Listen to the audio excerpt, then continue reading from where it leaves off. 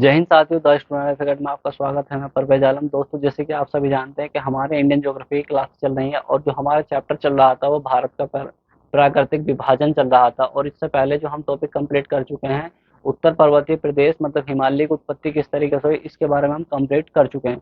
इसके बाद दक्षिण भारत का जो था पठार था वो भी हम कंप्लीट कर चुके हैं। और इसी तरीके से हमने दो टॉपिक कंप्लीट कर लिए हैं। एक तो भारत का उत्तर पर्वतीय प्रदेश कंप्लीट कर लिया है, जो कि पिछली वीडियो थी, और इससे पहले हमने दक्कन का पठार या दक्षिण भारत का पठार जो था वो भी कंप्लीट कर लिया है। आज का जो हमारा टॉपिक है, तीसरा टॉपिक है भारत का विशाल मैदान। और ये जो करेगा कि किस किस एग्जाम को कवर करेगा, तो यहाँ पर सबसे पहले आप जान लीजिए कि ये किस एग्जाम को कवर करेगा। तो यूपीएससी का जो प्री है उसे भी कवर करेगा, और नीचे जितने भी एग्जाम है पीसीएस का हुआ उसे भी कवर करेगा, और आपके वनडे जितने भी एग्जाम होते हैं जैसे कि एसएससी के द्वारा हुए, और इसके बाद सीजीएल हुआ, सीडीएस हुआ, एमटीएस हुआ, और लेखपाल हुआ, यूपी पुलिस हुआ, कांस्टेबल हुआ, जितने भी आपके एग्जाम हैं सबको कवर करेगा, नीचे जितने भी हैं। तो आज हम जो करेंगे भारत के विशाल मैदान को लेकर बात करेंगे, और आपको दिख रहा होगा बोर्ड पर कितना सारा मटेरियल आपके लिए तैयार है। और जो क्लास का तरीका होगा, क्लास का तरीका बहुत अलग अलग होगा, क्योंकि आपको इस तरीके से बताया जाएगा जिस तरीके से आपकी ऑफलाइन क्लास चलती है। तो आपको जो बैठना है, पेन कॉपी लेकर बैठना है, और आपको एक ब्लैंक मैप भी तैयार करना है जिसके द्वारा आपको ये भरते चलना है।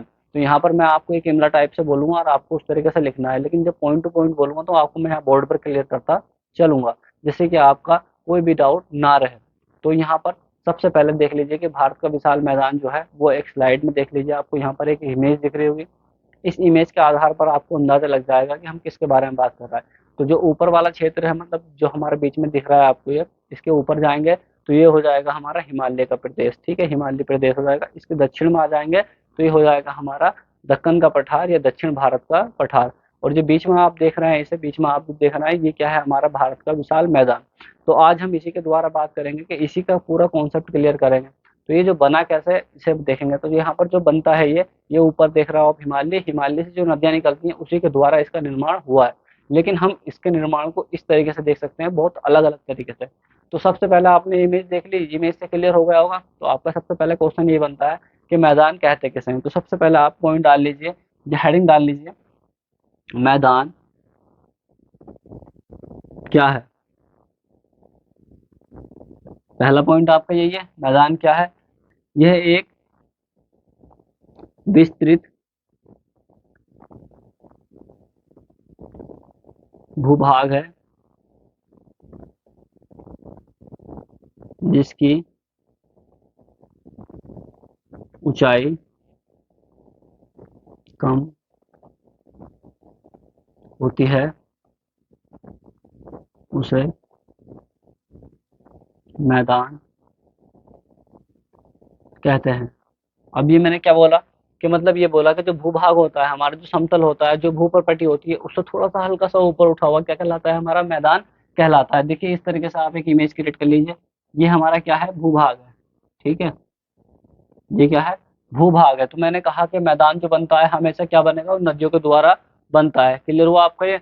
तो यहाँ पर हम क्या करेंगे, कवर से करेंगे, तो जिस तरीके से देखिए ये हल्का सा ऊपर सा उठा हुआ, और ठीक है, हल्का सा ऊपर उठा हुआ और ऊपर से क्या हो, समानता प्लेन हो। ठीक है, तो यही क्या कहलाता है, हमारा मैदान कहलाता है। इसे क्या कहते हैं, इसे हम मैदान कहते हैं। क्लियर हुआ आपका ये। तो ये वाला जो क्षेत्र है, ये वाला क्षेत्र नदियों के द्वारा, यहाँ से मान लो यहाँ से कोई नदी बहती है और लेकर आती है अपने साथ कूड़ा कंकड़ पत्थर, ये सब चीजें लाती है, वो धीरे धीरे इकट्ठा करना शुरू कर देती है, लेकिन ऊपर से क्या होता है, बिल्कुल प्लेन होता है। ठीक है। और यहाँ पर एक और अंतर समझ लीजिए कि अगर आप पठार के बारे में पढ़ेंगे तो पठार के बारे में क्या कहा गया है कि जो इसके आसपास की ऊंचाई होती है उससे बहुत ऊंचा होता है। ठीक है, ये आसपास से बहुत नॉर्मल सा ऊंचा होता है, जो कि अंदाजे इतना लगा नहीं पाता आदमी। अगर एक ढाल की तरफ इस तरीके से ऊपर जाएगा तो उसे पता नहीं लगेगा कि हम एक मैदान पर पहुंच गए। तो यही मैदान कहलाता है। क्लियर हुआ आपका ये। तो सबसे पहले आज जो हम बात करेंगे वो किसके बारे में बात करेंगे, भारत के विशाल मैदान को इस तरीके से बांट सकते हैं, हम चार तरीके से बांट सकते हैं। नंबर एक की बात करी जाए ढाल की विशेषता के आधार पर। अब ढाल की विशेषता क्या होती है सर। ठीक है, सबसे पहले आपको ढाल पता होना चाहिए। तो ये देख लीजिए मेरे पास, जैसे कि ये एक डस्टर है। ठीक है, ये मेरे पास एक डस्टर है, तो इसका ढाल कैसे चलेगा पता। अगर मैं आपको इस तरीके से आपके सामने रख दूं तो ये क्या है, एक प्लेन है ऊपर से। ठीक है, इसका कोई ढाल नहीं है, बिल्कुल प्लेन है, मतलब समतल है। लेकिन मैं क्या कर दूं, इसे या तो इसे अप कर दूं या इसे डाउन कर दूं। ठीक है, तो यहाँ पर एक ढाल बन के आ रहा है। ठीक है, अगर मैं इसे ऐसे कर देता हूँ तो एक ढाल बन जाता है, अगर मैं इसे ऐसे कर देता हूँ तो इसका एक ढाल बन जाता है। तो यहाँ पर हम ढाल के आधार पर देखेंगे, तो मतलब ढाल की विशेषता के आधार पर, तो जो हिमालय से नदियां निकलती, हिमालय से नदियां निकलती हो तो जो हिमालय से नदियां निकलती तो अपने साथ क्या लेकर आती है, यहाँ पर अवसाद लेकर आती है, कूड़ा कंकड़ पत्थर लाती है, और वो क्या करती है, धीरे धीरे यहाँ इकट्ठा करना शुरू कर देती है। तो मतलब ये हुआ कि इसकी ढाल के आधार पर इसे हम चार भागों में बांट सकते हैं। ढाल के आधार पर पहला जैसे हम देख सकते हैं भाबर का मैदान, ठीक है, भाबर का मैदान कैसे बन गया है ढाल के आधार पर। तराई का प्रदेश कैसे बन गया है, इसके बाद बांगर का प्रदेश कैसे बन गया है, खादर का प्रदेश। तो हम आज इसी के बारे में बात करेंगे। जो ढाल है, ढाल के आधार पर हम चार भागों में बांट सकते हैं, वो चार भाग मैंने आपको बता दिए। इसके बाद सेकंड कहा गया है क्षेत्रीयता के आधार पर, ठीक है, क्षेत्रीयता के आधार पर हम कितने भाग देखेंगे, इसके पांच। अभी सर क्षेत्रीयता क्या होती है? क्षेत्रीयता का मतलब ये होता है कि जैसे मान लीजिए कि जंगल में शेर रहता है, ठीक है, तो जंगल में जब शेर रहता है तो कहते हैं सब लोग कि ये जो इलाका आ गया, ये इलाका आ गया शेर का आ गया, ठीक है। अभी तुम आगे जाओगे तो ये आगे जो इलाका मिलेगा ये किसका मिल जाएगा, ये हाथी का इलाका आ गया है। तो मतलब ये कहते हैं इलाका, इलाका मतलब आज की डेट में कहते हैं क्षेत्र। जैसे कि मान लो उत्तर प्रदेश, ठीक है, एक क्षेत्र हो गया, जैसे बिहार एक क्षेत्र हो गया, जैसे गुजरात एक क्षेत्र हो गया, जैसे पंजाब एक क्षेत्र हो गया। तो यही बात, ठीक है, यही बात मैं कहना चाह रहा हूँ कि क्षेत्रीयता के आधार पर जो देखते हैं हम, क्षेत्रीयता के आधार पर हम पांच भागों में देख सकते हैं। नंबर एक, सिंध का मैदान। सिंध का मैदान मतलब सिंध का क्षेत्र कितना है उसके आधार पर एक मैदान है, ठीक है। इसके बाद पंजाब का मैदान। अब पंजाब कितने क्षेत्र में फैला हुआ है, नदियों के द्वारा, ठीक है, नदियों के द्वारा जो मैदान बना है वो कितने क्षेत्र में फैला, पंजाब का मैदान। इसके बाद राजस्थान का मैदान, इसके बाद गंगा का मैदान, इसके बाद ब्रह्मपुत्र का मैदान। तो इस तरीके से हम क्षेत्रता के आधार पर क्या देख सकते हैं, हम पांच भागों में इसे बांट सकते हैं। इसके बाद यहाँ पर देखें नदी उद्गम के आधार पर। देखो वास्तविकता तो यही है कि नदी के द्वारा ही क्या करा जाता है, भारत के विशाल मैदान का निर्माण किया जाता है। जैसे ऊपर से क्या आती निकल, गंगा आती है, यमुना आती है ना, और ब्रह्मपुत्र नदी आती है, और सिंधु नदी आती है, और उसकी सहायक नदी आती है, उन्हीं के द्वारा इसका निर्माण हुआ है। तो यहाँ पर नदी उद्गम के आधार पर देखा जाए तो यहाँ पर उत्तरी गंगा का मैदान, पहला पॉइंट आपका ये हो, उत्तरी गंगा का मैदान। इसके बाद मध्य गंगा का मैदान, और इसके बाद तीसरा नंबर जो है निम्न गंगा का मैदान। तो ये सबसे ज्यादा मोस्ट, ठीक है। और जो यूपी पीसीएस की तैयारी कर रहा है तो वो यहाँ से क्वेश्चन बहुत ज्यादा बनते हैं, ठीक है, यूपी पीसीएस वालों के लिए, क्योंकि ये उत्तर प्रदेश में एक तरीके से डिवाइड है, ज्यादातर उत्तर प्रदेश में और बिहार में, और इसके बाद पश्चिम बंगाल में, ये क्षेत्रों में फैला हुआ है। इसके बाद फोर्थ नंबर जो है, फोर्थ नंबर में हमारा तटीय मैदान। अब तटीय मैदान क्या होता है, तटीय मैदान क्या होता है, ये आपने पहला ही पॉइंट सुना होगा शायद ऐसा, ठीक है। तो हम जैसे भारत का मैप ड्रॉ कर देता हूँ मैं एक छोटा सा, तो इस आधार पर, ठीक है, इसका जो ये वाला हिस्सा होता है जहां पर हमारी बंगाल की खाड़ी है, क्या कहलाता है, पूर्वी भाग, मतलब पूर्वी घाट कहलाता है। और ये वाला क्षेत्र क्या कहलाता है, हमारा पश्चिमी घाट कहलाता है। तो यहाँ पर कुछ छोटे छोटे नदियों के द्वारा क्या कर दिया गया है, काट पीट के मैदान बना दिया गया है। तो ये वाला जो मैदान बना है इस बारे में बात करेंगे हम, ठीक है। जैसे मालाबार का तट, कोंकण का तट, ये एग्जाम में पूछा गया है, और पीसीएस और यूपीएससी तो बहुत अच्छे तरीके से यहाँ से क्वेश्चन पूछता है, और प्री में तो बहुत ज्यादा पूछे जाते हैं क्वेश्चन। तो ये किस तरीके से बन गए इसके बारे में तो बात हम करेंगे, लेकिन यहाँ पर प्री बेस और जो मेंस में थोड़े बहुत जो क्वेश्चन बनते हैं, ठीक है, जो आंसर बन सकते हैं, जो पॉइंट बन सकते हैं, वो आपको यहाँ पर कवर करने हैं। तो यहाँ पर तटीय मैदान, और तटीय मैदान को हम दो भागों में बांट सकते हैं, एक तो पश्चिमी घाट, पश्चिमी घाट, और इसके बाद एक पूर्वी घाट। तो मतलब ये बताया कि जहाँ पर हमारा क्या होता है, अरब सागर होता है। अरब सागर क्या है, इधर वाली साइड में पड़ता है, मतलब पश्चिम में, तो ये हमारा पश्चिमी घाट कहलाता है। और जहाँ बंगाल की खाड़ी है वो क्या कहलाता है, हमारा भारत का पूर्वी घाट कहलाता है। तो पश्चिमी घाट में हम देख सकते हैं, या चार प्रकार बांट सकते हैं, चार में और ज्यादा ही बांट सकते हैं, लेकिन मुख्य तौर पर हम चार ही देखते हैं। जैसे गुजरात का मैदान, ठीक है, गुजरात का मैदान यहाँ पर पाया जाता है, वो जो पढ़ेंगे आगे बताएंगे। इसके बाद कोंकण का मैदान, ठीक है, और इसके बाद कन्नड़ का मैदान, और उसके बाद मालाबार का तट, ठीक है। और ये वाला क्षेत्र अगर इसके कंपेयर में देखा जाए तो बहुत बड़ा है, ठीक है, और ये नदियों के द्वारा यहाँ पर डेल्टाई क्षेत्र बन गया। तो इसके बारे में अलग से पढ़ेंगे, इसके बाद समथिंग में 10 से 15 पॉइंट इसके होंगे। तो इस तरीके से हम ये भारत के विशाल मैदान को कवर कर रहे होंगे। समथिंग में ये जो वीडियो होगी, ये वाली जो वीडियो होगी, ये बहुत बड़ी वीडियो होने जा रही है, क्योंकि हम एक ही वीडियो में पूरा कॉन्सेप्ट क्लियर करते हैं, चाहे वीडियो कितनी भी लंबी हो जाए, कोई फर्क नहीं पड़ता है। लेकिन फर्क ये पड़ता है कि बच्चे का एक भी कॉन्सेप्ट अलग अलग ना हो, उससे दूसरी वीडियो पे जाना ना पड़े, एक ही वीडियो से उसका काम कंप्लीट हो जाए और बार बार इधर उधर ना भागे। तो सबसे पहले आपका चल गया होगा मैदान किसे कहते हैं। अब यहाँ पे जो हमें पढ़ना है, ठीक है, ये मेन हेडिंग है आपकी, जो मुख्य हेडिंग है वो कौन सी है, ढाल की विशेषता के आधार पर, ठीक है, ढाल की विशेषता के आधार पर हम चार भागों में बांटेंगे भारत के विशाल मैदान को। तो सबसे पहले पॉइंट जो हम लिखेंगे कौन सा लिखेंगे, भाबर का मैदान। तो सबसे पहले आप हेडिंग डाल लीजिए भाबर का मैदान। यहाँ से मैं कुछ पॉइंट बोलूंगा और वो पॉइंट में हैंड टू हैंड कवर करता चलूंगा। जो चीज समझ में ना आएगी मुझे कमेंट कर देना, मैं उसका भी आंसर आपको करूंगा, ठीक है। तो सबसे पहले आप डाल लीजिए भाबर का मैदान। तो आपकी हेडिंग जो थी भाबर का मैदान था और इसी के बारे में पहला पॉइंट आप लिख लीजिए। और जो पॉइंट आपके समझ में ना आए ना वो मुझसे कंफर्म कर सकते हैं, कोई दिक्कत नहीं है, ठीक है। लास्ट में आपको कोई भी डाउट नहीं रहेगा, ये मेरा आपसे दावा है, ठीक है। तो पहला पॉइंट लिख लीजिए। ये लिखना आपको उसी तरीके से होगा जिस तरीके से आपकी ऑफलाइन क्लास चलती है। ये नहीं कि मजाक में ले लीजिए यार सुनना है बस वो याद हो जाएगा, ऐसा कुछ नहीं। नोट्स आपको अपने हाथ से बनाने, हो सकता है मैं नोट्स आपको सारे प्रोवाइड करवा दूं क्लास के, लेकिन फिर भी आपको ज्यादातर कोशिश यही करनी है कि आपको अपने हाथ से ही बनाना, ठीक है। तो सबसे पहला पॉइंट लिख लीजिए।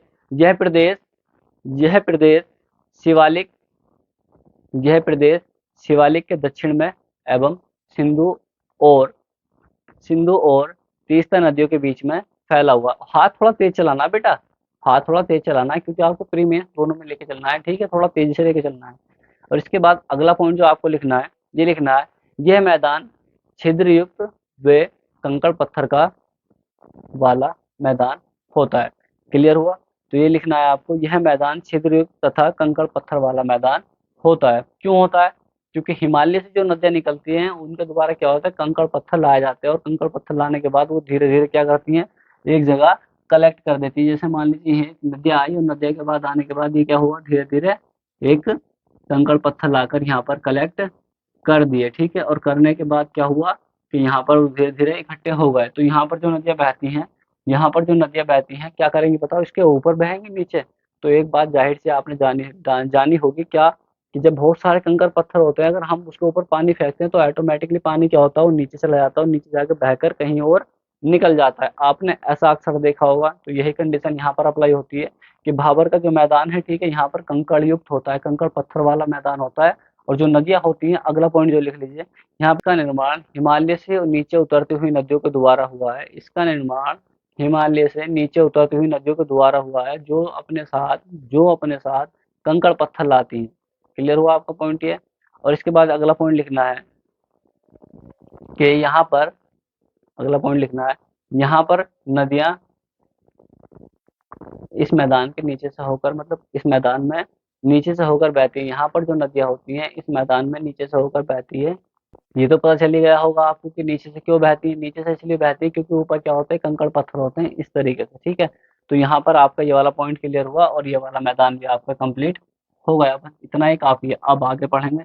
आगे जब इनकी एक तरीके से कली जुड़ती चली जाएगी तो आपको क्लियर हो जाएगा। इसके बाद आप जो हेडिंग डालेंगे वो तराई का प्रदेश डालेंगे। तराई का प्रदेश के बारे में आप लिख लीजिए, ठीक है। ये बहुत अच्छे अच्छे पॉइंट है, आपको सारे क्लियर होंगे। क्लियर हुआ?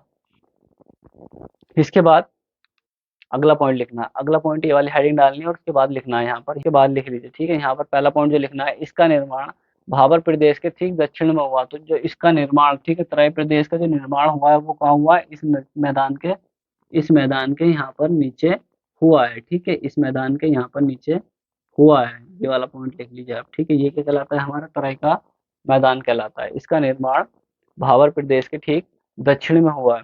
इसके बाद अगला पॉइंट लिख लीजिए, यहाँ पर महीन रेत एवं चिकनी मिट्टी के निक्षेप पाए जाते हैं। यहाँ पर महीन रेत एवं चिकनी मिट्टी के निक्षेप पाए जाते हैं। अब एक पॉइंट इस वाले बात समझ लीजिए, ठीक है।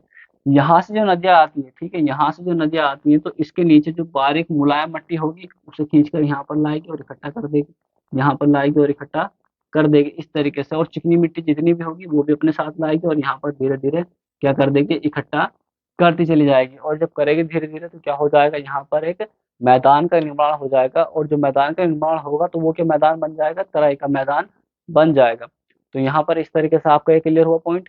इसके बाद भाबर प्रदेश की नदियाँ, ठीक है, भाबर प्रदेश की जो नदियाँ थी, भाबर प्रदेश की जो नदियाँ थी वो क्या हो जाएगी, यहाँ पर जो नदियाँ बह रही थी इसके नीचे से, तो यहाँ पर क्या हो जाएगी, जब हमें कोई ये मैदान है, ठीक है, ये मैदान है और इसके नीचे से कोई नदियाँ बह रही है, लेकिन इसके बाद क्या हुआ, यहाँ पर कंकड़ पत्थर हट गए और हटने के बाद नीचे से मिट्टी आकर इकट्ठी हो गई। जैसे यहाँ पर मिट्टी धीरे धीरे से या मृदा इकट्ठी हो जाने के बाद जो नदियाँ होगी वो क्या करेगी, इधर उधर बहना शुरू कर देगी और यहाँ पर पुनः दिखने शुरू हो जाएगी, ठीक है। और जब ये नदियाँ नीचे से ऊपर की ओर आएंगी और आने के बाद चिकनी मिट्टी होगी इसमें और क्या महीन बारीक रेत होगा, तो यहाँ पर क्या होगा, धीरे धीरे दलदल का निर्माण भी हो जाएगा, जो कि मैं आगे बता रहा हूँ आपको। तो यहाँ पर पॉइंट लिख लीजिए कि यहाँ पर नदियाँ पुनः सतह पर प्रकट हो जाती हैं। क्लियर हुआ आपको ये? और यह प्रदेश, अगला पॉइंट लिखना है, यह प्रदेश काफी समतल होता है, यह प्रदेश काफी समतल होता है, मतलब ऊपर से प्लेन होता है। अगला पॉइंट लिख लीजिए, यहाँ पर नदियाँ यहाँ पर नदियाँ क्या होती हैं, इधर उधर बहने लगती है। यहाँ पर जो नदियाँ हैं वो इधर उधर बहने लगती हैं, जो कि दलदल का निर्माण करती हैं। ये पॉइंट था आपका। अब आपसे पूछ लिया जाए कि बताइए निम्नलिखित में से कौन सा प्रदेश ऐसा है कि जो दलदल का निर्माण करता है, तो आपका आंसर क्या होगा, तराई का प्रदेश हो जाएगा। क्लियर हुआ आपको? इस तरीके से क्वेश्चन पूछा जाता है। और यहाँ पर ये जो प्रदेश होगा, ये प्रदेश जब होगा तो यहाँ पर जब नदियाँ अपना जल लेकर आएगी, और लेकर आने के बाद यहाँ पर क्या हो जाएगा, घने वनों का निर्माण। आपने देखा होगा कि यहाँ पर अधिकतर क्या होता है कि यहाँ पर जो प्रदेश है, इस प्रदेश में क्या होता है, वनस्पति और पेड़ पौधे ज्यादा उगना शुरू हो जाते हैं। और जब ज्यादा उगना शुरू हो जाते हैं तो लोग क्या करते हैं कि समतल भूमि को देखकर उस पेड़ों को काटना शुरू कर देते हैं, जो कि आज की समस्या, बहुत बड़ी समस्या होती जा रही है कि अपने रहने के लिए हम किसी भी पेड़ को जल्दी से बहुत आसानी से काट देते हैं। तो इस तरीके से हमारा तराई का प्रदेश भी कंप्लीट हो गया। अब इसके आगे बात करते हैं, तो बांगर का प्रदेश या भागर का मैदान, इस तरीके से भी इसका नाम आपको देखने को मिल जाएगा। तो यहाँ पर सबसे पहले आप जो हेडिंग डालेंगे तीसरे नंबर की, वो डालेंगे बांगर का मैदान। ठीक है, तो बांगर के मैदान में सबसे पहला पॉइंट आपको लिखना है, यह प्राचीन जलोढ़ से निर्माण मैदान है या निर्मित मैदान है। ठीक है, यह प्राचीन जलोढ़ से निर्मित मैदान है। पहले पहला पॉइंट ये हुआ। ये खादर की तुलना में, ठीक है, ये खादर की तुलना में, अभी आपको क्लियर हो जाएगा, खादर की बात चल रही है, उसकी बारे उससे तुलना कर रहा है। तो खादर की तुलना में यह अधिक ऊंचा होता है। तो मतलब यहाँ पर क्या हुआ कि ये वाला जो मैदान होगा, ये मैदान क्या बन जाएगा, खादर से अधिक ऊंचा होता है। तो मतलब ये हुआ, तो खादर का मैदान क्या हो जाएगा, खादर का मैदान इससे नीचे हो जाएगा। ठीक है, ये खादर का मैदान हो जाएगा। लेकिन ये वाला जो मैदान होगा ये किसका मैदान होगा, ये हमारा, ये बांगर का मैदान होगा। ये बांगर का मैदान हो जाएगा, लेकिन इसकी तुलना में ये अधिक ऊंचा होता है। ये वाला पॉइंट आपको मैंने लिखवाया। और इसके बाद इस वर्ष में, इस प्रदेश में, यहाँ जो बागर खादर का चल रहा है ना, बांगर का प्रदेश चल रहा है, इसमें लिखना है। तो इस प्रदेश में वर्षा का जो जल होता है वो यहाँ पर नहीं पहुंच पाता, वैसे तो पहुंच जाता है बेसिकली, लेकिन ये कहा गया है कि यहाँ पर जो होती है बाढ़ बहुत कम आती है और यहाँ पर बाढ़ ज्यादा आती है। तो मतलब ये हुआ कि यहाँ पर वर्षा का जल बहुत कम पहुंचता है, मतलब ऊपर तक पहुंच पाता है, जिससे यहाँ पर इससे यहाँ पर बाढ़ का पानी नहीं पहुंच पाता है। इसके बाद दो नदियों के बीच का क्षेत्र, ठीक है, आप सभी जानते हैं कि दो नदियों के बीच का क्षेत्र, मान लो एक नदी ये रही, ये नदी आती है इस तरीके से बहती हुई, और एक नदी ये आती है। ठीक है, तो इसके बीच का क्षेत्र क्या कहलाता है, दो आप कहलाता है। दो आप का मतलब ये होता है कि दो नदियों का, एक नदी है और एक इसके बीच का जो मैदान है, इसके बीच का जो मैदान है क्या कहलाता है, दो आप कहलाता है। तो क्लियर हुआ आपका ये? क्लियर हुआ? तो ये हमारा इस तरीके से भाबर भी क्लियर हो गया। अब भाबर क्या हुआ कि मतलब ऐसा पूछा जाएगा, निम्नलिखित में से बताइए किस मैदान पर बाढ़ का पानी नहीं पहुंच पाता है। तो किस में नहीं पहुंच पाता है, हमारे बांगर में नहीं पहुंच पाता है। इसके बाद ये पूछा जाएगा, निम्नलिखित में बताइए कि कौन सा मैदान प्राचीन जलोढ़ से निर्माण हुआ है उसका। ठीक है, तो बताओ किसका हुआ है, किसका हुआ है बताइए। ये बहुत डीपली है, ठीक है, ये बहुत डीपली है। क्या हुआ कि ये जो है हमारा बांगर का मैदान। और ये पूछा जाए कि इस प्रदेश में, किस प्रदेश में वर्षा का पानी नहीं पहुंच पाता, ये भी आप कवर कर लोगे। ठीक है, और दो नदियों के बीच का क्षेत्र क्या कहलाता है, दोआब कहलाता है। तो ये भी दोआब क्षेत्र कहलाता है। ठीक है, गंगा और यमुना के बीच का क्षेत्र क्या कहलाता है, दोआब कहलाता है। देखा होगा तुमने 80% के उत्तर प्रदेश के बहुत है क्षेत्र हैं जहाँ पर क्या होती है कि वर्षा होती है, लेकिन होने के बावजूद भी वहां पर क्या होती है, बाढ़ नहीं आती है। तो इस तरीके से कंप्लीट कर लेंगे हम। इसके बाद इसे इसी प्रदेश को हम दो भागों में बांट सकते हैं। नंबर एक है बारिंद का मैदान और दूसरा है भूर क्षेत्र। तो बारिंद का मैदान और भूर क्षेत्र क्या होते हैं, ठीक है, बारिंद का मैदान का मतलब ये होता है कि जो डेल्टाई क्षेत्र में होता है, जब पश्चिम बंगाल साइड में क्षेत्र होता है, वो क्षेत्र क्या कहलाता है, हमारा बारिंद का मैदान कहलाता है। ठीक है, और बारिंद के मैदान का जो निर्माण हुआ है, बारिंद के मैदान का निर्माण जो हुआ है वो प्लास्टोसीन काल में हुआ है, लेकिन इतना डीपली जाने की जरूरत नहीं है। और भूर का मैदान जो होता है, गंगा और यमुना के बीच का क्षेत्र क्या कहलाता है, भूर का मैदान कहलाता है। ठीक है, तो ये जो क्षेत्र है हमारा कहाँ हो जाता है, ये मुरादाबाद से लेकर बिजनौर का क्षेत्र जो है ये हमारा भूर का मैदान कहलाता है। ठीक है, तो इस तरीके से हमें ज्यादा इतना डीपली पढ़ने की जरूरत नहीं है। इसके बाद अगला हेडिंग डाल लीजिए खादर का मैदान। तो खादर के मैदान में लिख लीजिए आप, कुछ पॉइंट है, 5 से 6 पॉइंट है, इसे कवर करने के बाद हम आगे चलेंगे क्षेत्रीयता के आधार पर। ठीक है, यहाँ से जो नॉर्मल क्वेश्चन बनते हैं और आपको रहा। तो ये जो प्राचीन जलोढ़ से बना होता है निर्माण, प्राचीन जलोढ़ से बना था, तो ये किससे बनेगा बताओ, नवीन से बनेगा, नवीन मतलब नई से बनेगा। तो पहला पॉइंट आपने हमें लिखना है हेडिंग डाल के, खादर हेडिंग, खादर का मैदान की हेडिंग डालने के बाद, ये वाली खादर के मैदान की हेडिंग डालने के बाद आपको लिखना है यहाँ पर, तो यह नवीन जलोढ़ के जमा होने से बना है, यह नवीन यह नवीन जलोढ़ के जमा होने से बना है। इसके बाद अगला पॉइंट जो लिखना है आपको, यह नवीन जलोढ़ के जमा होने से बना है, पहला पॉइंट आपका ये रहा। इसके बाद लिखना है भाबर की अपेक्षा ये नीचा होता है, भाबर की अपेक्षा ये नीचा होता है। जो भाबर का प्रदेश है, बांगर का, ये भाबर का प्रदेश है, उससे क्या होता है, नीचा होता है। क्लियर हुआ है पॉइंट। यहाँ पर बाढ़ का पानी प्रतिवर्ष पहुंचता है, अगला पॉइंट आपको लिखना है, यहाँ पर जो बाढ़ का पानी है वो क्या पहुंचता है, प्रतिवर्ष पहुंचता है। जैसे अगर बात करी जाए बिहार, बिहार में हमेशा तुम देखा होगा बाढ़ की समस्या बनी रहती है। इसके बाद पूर्वी उत्तर प्रदेश जो है, इसमें भी समस्या बनी रहती है, और जो पश्चिम बंगाल के वैसे क्षेत्र हैं जो पश्चिमी साइड में आते हैं, ठीक है, उनमें भी क्या रहती है, यहाँ पर बाढ़ की समस्या बनी रहती है। तो इसके बाद ये वाला पॉइंट भी आपका कवर हो गया। और गंगा, गंगा और ब्रह्मपुत्र, ठीक है, गंगा और ब्रह्मपुत्र का जो डेल्टाई क्षेत्र भी है, गंगा और ब्रह्मपुत्र का डेल्टाई क्षेत्र भी है, वो क्या कहलाता है, खादर का मैदान भी, ये खादर का प्रदेश भी कहलाता है।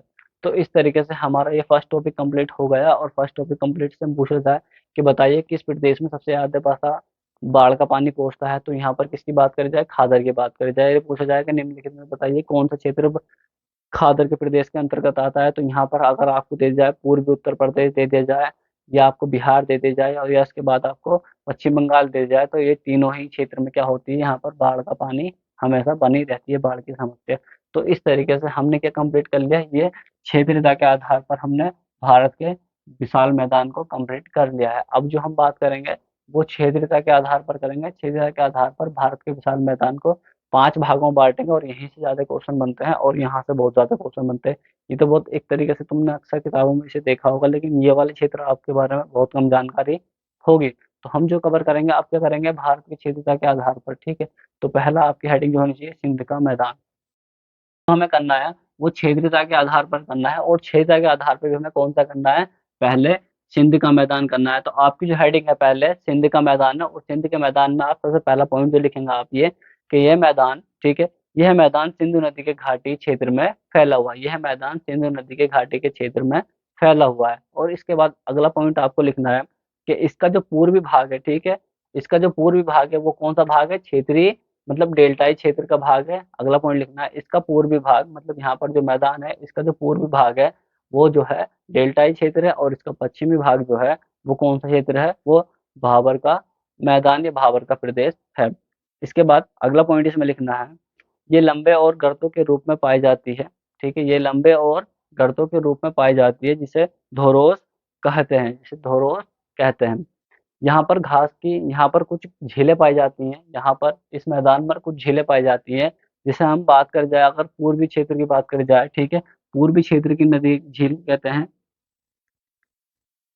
और पश्चिमी क्षेत्र की, ठीक है, पश्चिमी क्षेत्र की ये हो जाएंगी, और पूर्वी क्षेत्र की ये हो जाएंगी। तो यहाँ पर पूर्वी क्षेत्र में जो झीलें होती हैं उन्हें नारा कहते हैं, और जो पश्चिमी क्षेत्र की झीलें होती हैं उन्हें क्या कहते हैं, धाड़ कहते हैं। क्लियर हुआ आपका ये पॉइंट। तो इस तरीके से हमने सिंध सिंध का मैदान भी कंप्लीट कर लिया है। तो यहाँ पर अगर क्वेश्चन आपका बन जाएगा तो किस तरीके से बनेगा, कि बताइए वह मैदान कौन सा है जिसके पूर्वी भाग की नदी को झीलों को क्या कहते हैं, तो यहाँ पर क्या कहते हैं, नारा कहते हैं। ये पश्चिमी साइड की झीलें जो होती हैं उन्हें क्या कहते हैं, तो ये पूछा जाए कि ये मैदान जो फैला हुआ है ये कहाँ पर फैला हुआ है, ये सिंधु नदी के घाटी क्षेत्रों में फैला हुआ है। अब आपका जो हेडिंग है वो है पंजाब का मैदान, ठीक है, ये इतना मोस्ट नहीं है, लेकिन यहाँ से ज्यादा आगे देखते हैं तो बहुत ज्यादा मोस्ट हो जाता है, क्योंकि इतने पॉइंट इसके है भी नहीं। तो पहला पॉइंट आप लिखना है पंजाब के मैदान में, पंजाब के मैदान में पहला पॉइंट है आपका, यह मैदान पंजाब और हरियाणा में फैला हुआ है, यह मैदान पंजाब और हरियाणा में फैला हुआ है।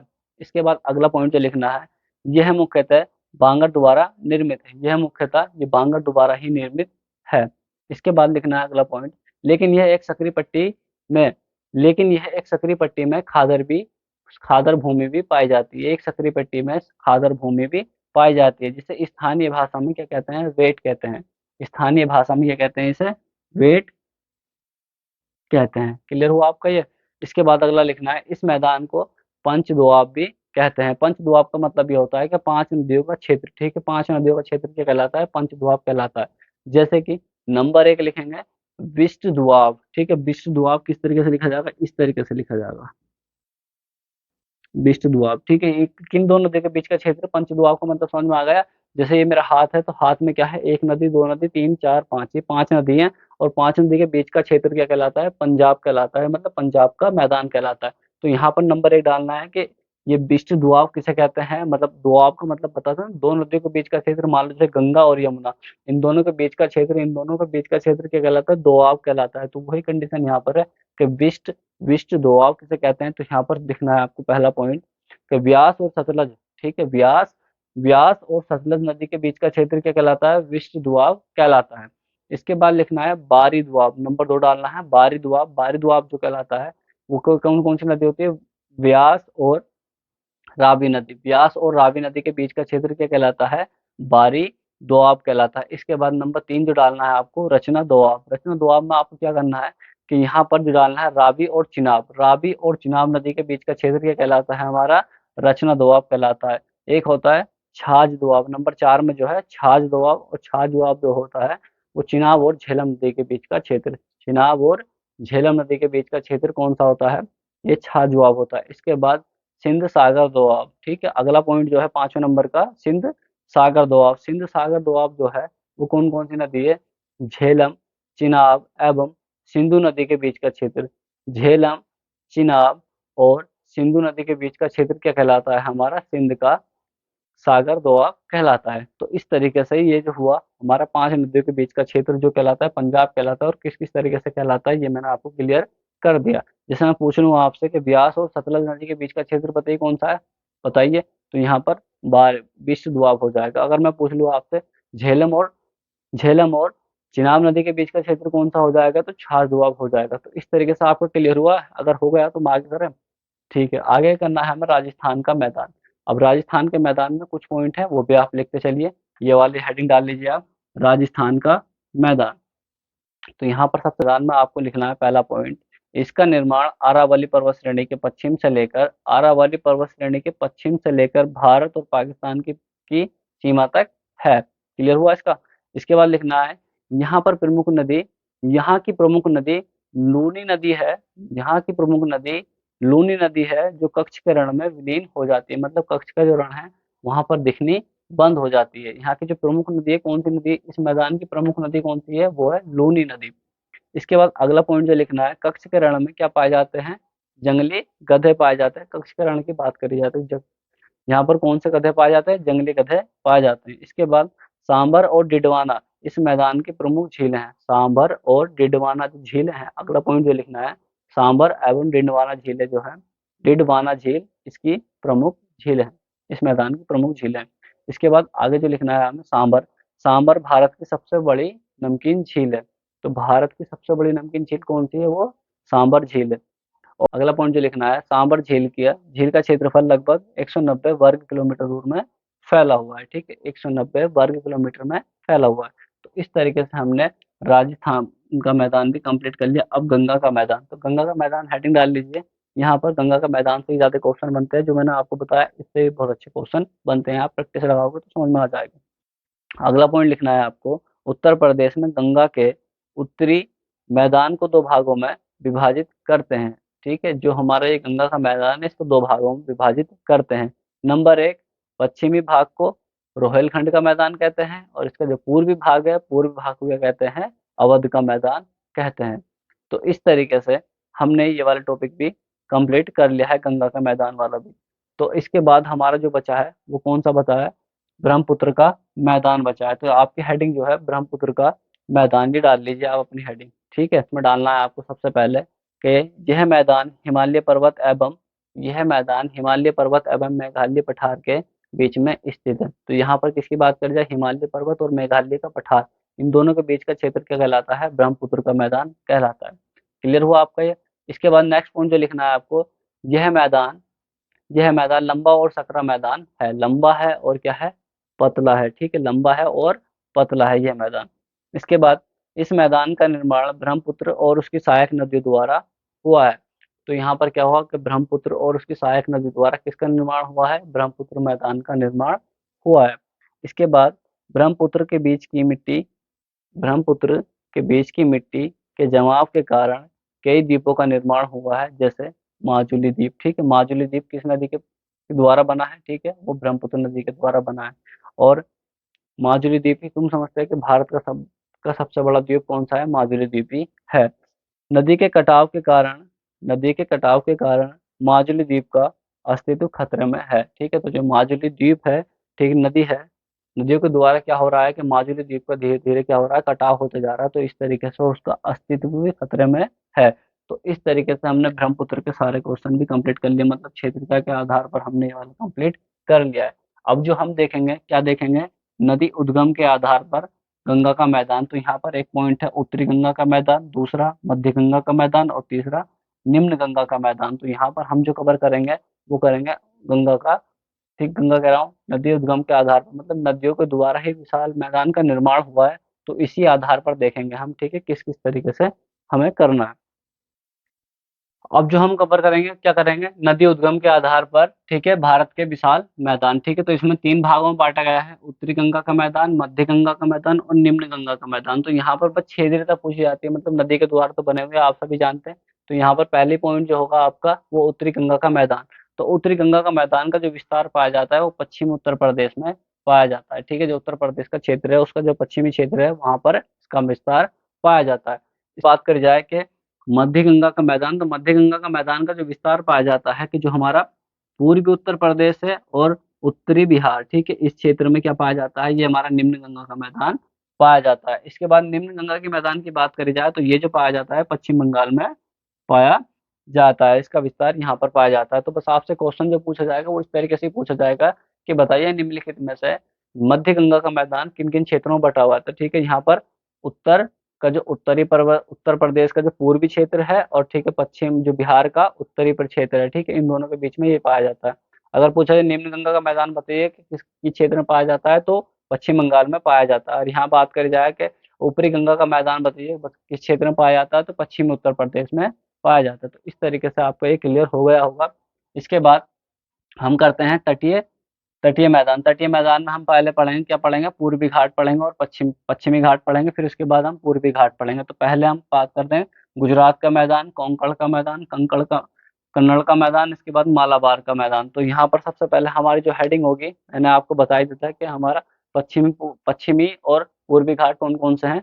तो जहाँ पर हमारा अरब सागर होता है वही हमारा पश्चिमी घाट कहलाता है, और जहाँ पर हमारा बंगाली खाड़ी होती है वो क्या कहलाता है? हमारा पूर्वी घाट कहलाता है। तो सबसे पहले आपकी जो हेडिंग होगी वो गुजरात का मैदान होगा। तो गुजरात के मैदान में सबसे पहले आप लिख लीजिए, ये कुछ पॉइंट है, ये कहाँ-कहाँ से पाए जाते हैं, ये आपको अच्छे तरीके से आने चाहिए। जैसे यहाँ पर गुजरात का जो मैदान है, ठीक है, और हाँ, इसकी अगर बात करी जाए कि ये मैदान कहाँ-कहाँ से पाया जाता है, ठीक है, तो अगर मैं यहाँ से बात करी जाए कि इस तरीके से अगर मैप ड्रॉ करता हूँ, तो यहाँ पर ठीक है, गुजरात के लिए कन्याकुमारी तक, ठीक है, या गुजरात के किनारे से लेके और कहाँ तक? कन्याकुमारी तक इसका विस्तार पाया जाता है। तो ठीक है, सबसे पहले गुजरात का मैदान, तो गुजरात का मैदान जो पाया जाएगा, बताइए कहाँ पाया जाएगा गुजरात का मैदान? गुजरात में पाया जाएगा। तो ध्यान से लिख लीजिए कि गुजरात का तटवर्ती क्षेत्र क्या कहलाता है? गुजरात का मैदान कहलाता है।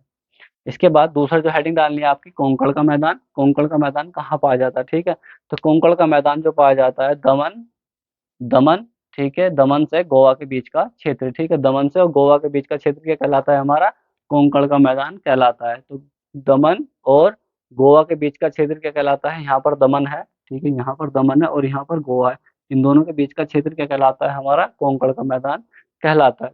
इसके बाद कन्नड़ का मैदान। कन्नड़ का मैदान कहाँ से शुरू होगा? गोवा से लेके, ठीक है, गोवा से लेके बैंगलोर तक, ठीक है, गोवा से लेके बैंगलोर के बीच का क्षेत्र क्या कहलाता है?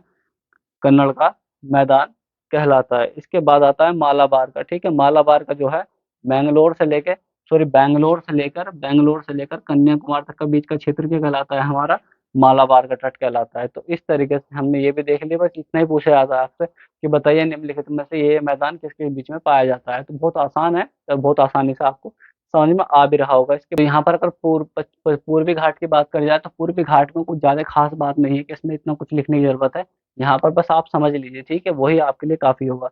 तो यहाँ पर जो है नदियाँ क्या है, नदियाँ अपना बंगाली खाड़ी में ज़्यादा जल गिराती हैं, और मतलब नदियाँ ज़्यादा हो जाने की वजह से यहाँ पर क्या हो गया कि छोटे-छोटे तट बन गए, जिसकी वजह से ये क्लियर नहीं हो पाता है कि हम तटों को क्या नाम दें।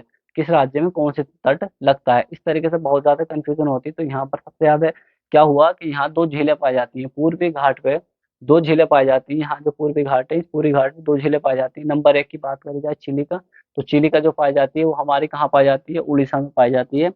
और इसके बाद अगर दूसरी झील की बात करी जाए तो पुलिकट झील, तो पुलिकट झील जो पाई जाती है वो हमारे आंध्र प्रदेश में पाई जाती है। तो ये जो है आंध्र प्रदेश और तमिलनाडु की सीमा पर पाई जाती है। और दोनों झीलें जो है लैगून झील है, ठीक है। ये दोनों जो है लैगून झील है। और चिलिका झील जो है भारत की सबसे बड़ी झील है, नमकीन झील, ठीक है। चिलिका झील जो है भारत की सबसे बड़ी नमकीन झील है। और इसके बाद यहाँ बात करी जाए तो उड़ीसा का जो तट है, ठीक है, उड़ीसा का तट जो है, इस तट का नाम जो कर दिया है उत्कल तट कर दिया है, ठीक है। ये मैदान नहीं है, तट है, ठीक है, ध्यान रखना, मैदान नहीं है, ये तट है, तो उल्का तट कर दिया गया है। इसके बाद यहाँ पर तमिलनाडु के तट को क्या कहते हैं? कोरोमंडल तट कहते हैं। यहाँ पर तमिलनाडु है और तमिलनाडु के तट को क्या कहते हैं? कोरोमंडल तट कहते हैं। और इसके बाद अगर बात करी जाए क्या कि एक उत्तरी सरकार है, ठीक है, उत्तरी सरकार के नाम से भी क्या पाया जाता है कि कावेरी और महानदी, ठीक है, कावेरी और महानदी के बीच का जो भाग है, ठीक है, वो क्या कहलाता है? हमारा उत्तरी सरकार कहलाता है। तो आई होप आपकी समझ में आ गया होगा कि मैदान से लेकर आपका एक भी क्वेश्चन बाहर नहीं जाएगा। वीडियो को आराम से देखना, जैसे मैंने बोला है उसे नोट करते चलना। अब जो हमारी नेक्स्ट वीडियो होगी वो आपको जल्दी मिल जाएगी। लेकिन आपको अगर इससे कोई भी लेकर ऐसा लगता है कि कोई डाउट है तो एक बार मुझे कंफर्म कर सकते हैं, कमेंट में मुझे बता सकते हैं कि सर हमारा ये कमेंट रहे, ये हमारा डाउट रह गया है, ये बताइए, ठीक है। तो इस तरीके से हमने बहुत आसानी से आज भारत के विशाल मैदान को कंप्लीट कर लिया है और ये हर एग्जाम के लिए बेनिफिट रहेगा। अगर आपके दिमाग में कोई भी ऐसी चीज रहती है कि हाँ सर हमारी समझ में नहीं आई, तो एक बार मुझे बता जरूर देना।